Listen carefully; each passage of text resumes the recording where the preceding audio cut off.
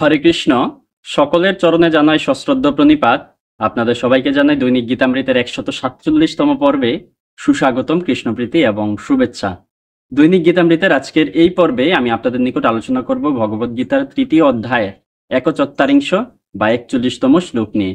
আপনারা সকলে ধৈর্য ও মনোযোগের সহিত সম্পূর্ণ ভিডিওটি শেষ পর্যন্ত দেখুন, সেই সাথে শ্লোকের মাহাত্ম্য ও তাৎপর্য হৃদয়ঙ্গম করার প্রচেষ্টা করুন। আমি শুরু করছি, আপনারা সাথেই থাকুন। ওম নমো ভগবতে বাসুদেবায়।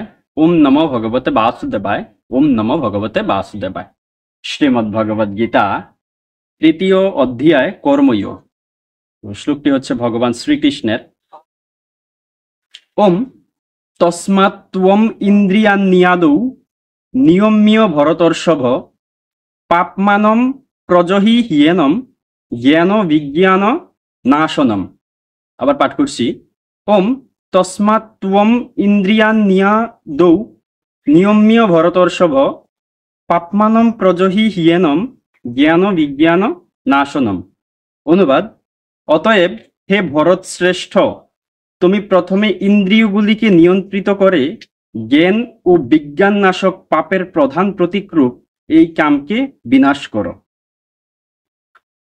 তো এই শ্লোকে ভগবান শ্রীকৃষ্ণ অর্জুনের নিকট বলছেন যে প্রথমে তার ইন্দ্রিয়গুলি যেন সে নিয়ন্ত্রণ করে। অর্থাৎ আমরা পূর্ববর্তী শ্লোকে কিন্তু দেখেছিলাম যে ইন্দ্রিয়, মন এবং বুদ্ধি এরা হচ্ছে কামের আশ্রয়স্থল বা আশ্রয়দাতা। এই শ্লোকে ভগবান বলছেন যে প্রথমে ইন্দ্রিয়গুলিকে নিয়ন্ত্রণ করতে হবে। ভগবান অর্জুনকে বলছেন এবং অর্জুনের মাধ্যমে গোটা জগৎবাসীকে তিনি বলছেন যে প্রথমে ইন্দ্রিয়গুলিকে নিয়ন্ত্রণ করতে হবে এবং তারপরে জ্ঞান ও বিজ্ঞান নাশক এবং পাপের প্রধান প্রতীকরূপ কামকে বিনাশ করতে হবে। এই শ্লোকে ভগবান কামকে হচ্ছে জ্ঞান ও বিজ্ঞানের নাশকারী হিসেবে উল্লেখ করেছেন এবং পাপের প্রধান প্রতীক হিসেবে উল্লেখ করেছেন এই কামকে। সুতরাং এবং আমরা পূর্ববর্তী শ্লোকে দেখেছিলাম যে এই কাম হচ্ছে আমাদের সকলের শত্রু এবং আমাদেরকে সকল পাপে এই কামই প্রবৃত্ত করে।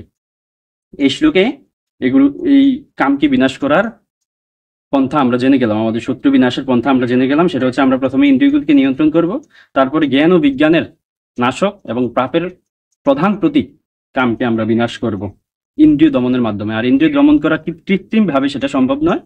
সেক্ষেত্রে আমরা ইন্দ্রিয়গুলিকে ভগবান শ্রীকৃষ্ণের প্রেমময়ী সেবায় নিয়োজিত করব। এই বিষয়টা আমরা বুঝতে পারলাম। তো এই শ্লোক সম্বন্ধে শ্রীল প্রভুপাদ কি মন্তব্য করছেন সেই বিষয়টা আমরা তাৎপর্য থেকে দেখে নিই। তাৎপর্য: ভগবান প্রথম থেকে অর্জুনকে ইন্দ্রিয়গুলিকে দমন করবার উপদেশ দিয়েছেন যাতে তিনি পরম শত্রু কামকে জয় করতে পারেন। কারণ এই কামের প্রভাবে আত্মতত্ত্ব উপলব্ধির উদ্দীপনা ও আত্মতত্ত্ব বিজ্ঞান বিনাশপ্রাপ্ত হয়। এখানে জ্ঞান বলতে সেই জ্ঞানকে বোঝানো হয়েছে যে জ্ঞান আমাদের প্রকৃত স্বরূপের কথা মনে করিয়ে দেয়। অর্থাৎ যে জ্ঞান মনে করিয়ে দেয় আমাদের আত্মাই হচ্ছে প্রকৃত স্বরূপ, আবরণ স্বরূপ জড় দেহটি নয়। বিজ্ঞান বলতে আত্মার নিত্য স্বরূপ এবং ভগবানের সঙ্গে তার সম্বন্ধের বিশেষ জ্ঞানকে বোঝানো হয়েছে। এর ব্যাখ্যা করে শ্রীমদ্ ভাগবতে 2য় স্কন্ধের 9ম অধ্যায়ের 31 বা 31তম শ্লোকে বলা হয়েছে, জ্ঞানম পরম গুহ্যম মে ইয়দ বিজ্ঞান সমন্বিতম সরহস্যম তদঙ্গম চ গৃহান গদিতম ময়া। আত্মজ্ঞান ও ভগবত তত্ত্বজ্ঞান পরম গোপনীয় ও গভীর রহস্যপূর্ণ, কিন্তু ভগবান যখন নিজে পুঙ্খানুপুঙ্খভাবে এই জ্ঞান বিশ্লেষণ করেন তখন তা হৃদয়ঙ্গম করা যায়। ভগবদ্গীতা আমাদের আত্মতত্ত্ব সম্পর্কে সাধারণ ও বিশেষ জ্ঞান প্রদান করে। জীবেরা ভগবানের অবিচ্ছেদ্য অংশ, তাই ভগবানের সেবা করাই তাদের একমাত্র কর্তব্য।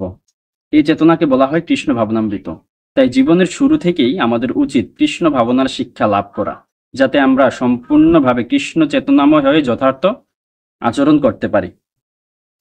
প্রতিটি জীবের অন্তরে যে স্বাভাবিক ভগবত প্রেম আছে তারই বিকৃত প্রতিবিম্ব হচ্ছে কাম। কিন্তু জীবনের শুরু থেকেই যদি কৃষ্ণ ভাবনার শিক্ষা লাভ করা যায় তাহলে আমাদের স্বাভাবিক ভগবত প্রেম আর কামে পর্যবেসিত হতে পারে না। ভগবত প্রেম কামে বিকৃত হয়ে গেলে তাকে স্বাভাবিক অবস্থায় ফিরিয়ে আনা অত্যন্ত কঠিন। তাহলেও কৃষ্ণ ভাবনা এমনই শক্তিশালী যে এমনকি বিলম্ব হওয়া সত্ত্বেও যদি কেউ গভীর নিষ্ঠার সঙ্গে ভগবত ভক্তির বিধিনিষেধগুলি অনুশীলন করে সে কৃষ্ণ প্রেম লাভ করতে পারে। তাই জীবনের যে কোনো পর্যায়ে কৃষ্ণ ভাবনার অনুশীলন শুরু করা যায়, অথবা যখন থেকে আমরা কৃষ্ণ ভাবনার গুরুত্ব উপলব্ধি করতে পারি তখন থেকেই আমরা ভক্তিযোগী কৃষ্ণ ভাবনাময় হয়ে ইন্দ্রিয়গুলিকে নিয়ন্ত্রণ করতে পারি এবং আমাদের পরম শত্রু কামকে কৃষ্ণ প্রেমে রূপান্তরিত করতে পারি। এটি মানব জীবনের সর্বোত্তম পূর্ণতার স্তর। এই বিষয়টা আমরা বুঝতে পারলাম। আর যে বিষয়টা বুঝতে পারলাম সেটা হচ্ছে ভগবান এই শ্লোকের মাধ্যমে অর্জুনকে যুদ্ধে অংশগ্রহণ করার জন্য পরামর্শ প্রদান করছেন। অর্থাৎ তিনি বলছেন যে তুমি তো বলেছিলে যে তোমার ইন্দ্রিয়গুলিকে শুকিয়ে দিচ্ছে যে সুখ তা দূর করতে, তোমার ইন্দ্রিয় শুকিয়ে যাচ্ছে এই যুদ্ধ করার ইচ্ছে দেখে। তো তুমি আগে ইন্দ্রিয়কে নিয়ন্ত্রণ করো, অর্থাৎ তুমি যুদ্ধ করো। ইন্দ্রিয় নিয়ন্ত্রণ করলে তো সে অবশ্যই যুদ্ধ করবে। এবং জ্ঞান ও বিজ্ঞান নাশক, জ্ঞান এবং বিজ্ঞান নাশক এবং পাপের প্রধান প্রতীক এই কামকে বিনাশ করার কথা ভগবান বলল। তো এই বিষয়গুলো আমরা বুঝতে পারলাম। আজ এই পর্যন্তই। এতক্ষণ ধৈর্য ধরে আমাদের সাথে থাকার জন্য এবং মনোযোগ সহকারে গীতামৃত শ্রবণের জন্য আপনাদের সবাইকে অসংখ্য ধন্যবাদ এবং বিশেষ কৃতজ্ঞতা জানাচ্ছি। এই শ্লোক পাঠে, উচ্চারণে, অনুবাদ প্রকাশে, তাৎপর্য বিশ্লেষণে কিংবা মন্তব্য প্রদর্শন সহ যে কোনো কিছুতে কোনো রকম ভুল ত্রুটি থেকে থাকলে আপনারা সেটা ক্ষমাসুন্দর দৃষ্টিতে দেখবেন। আপনাদের সহিত দেখা হচ্ছে পরবর্তী পর্বে, পরবর্তী ভিডিওতে, পরবর্তী শ্লোকের পর্যালোচনায়, পরবর্তী দিবসে। ততক্ষণ সকলে ভালো থাকুন, সুস্থ থাকুন, আমাদের সাথে থাকুন। হরে কৃষ্ণ।